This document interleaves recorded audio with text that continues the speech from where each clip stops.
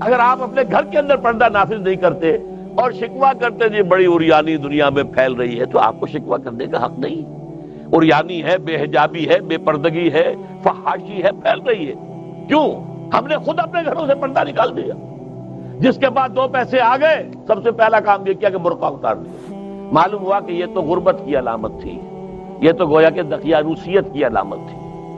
تو ہمیں یہ سوچنا چاہیے، ہماری معاشرت، اب کسی نے قانون تو ہمارے اوپر نافذ نہیں کیا ہے کہ عورتیں پردہ نہ کریں۔ اللہ کا شکر ہے آج تک پاکستان میں تو ایسا نہیں ہوا ہے۔ مسلمان ملک ایک ترکی بھی ہے، وہاں عورت اپنا سر بھی نہیں ڈھانپ سکتی۔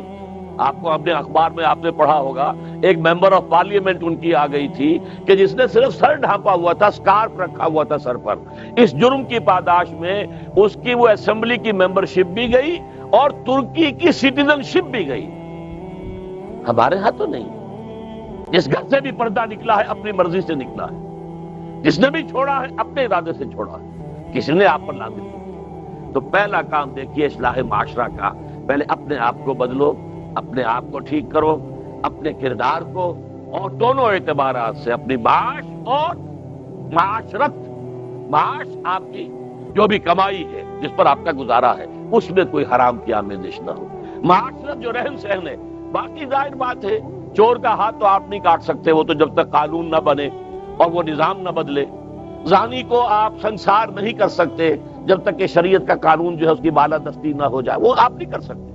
سود آپ ختم نہیں کر سکتے جب تک کہ وہ نظام حکومت ختم نہ کرے، ورنہ تو ہر ایک جو ہے پورے ہمارے نظام کا جو ہے تانا بانا سود پر ہے۔ لیکن خود تو اپنے آپ کو بچا سکتے ہو۔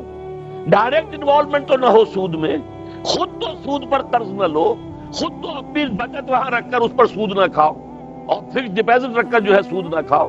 کم سے کم ان دونوں اعتبارات سے جب تک کہ ہم اپنے آپ کو، تقویٰ تو بہت اونچی چیز ہے، اور تقویٰ بھی وہ جتنا کہ اللہ کے تقویٰ کا حق ہے، تو بہت اونچی بات ہے، کم سے کم جو صریح حرام ہے اس سے تو بچے۔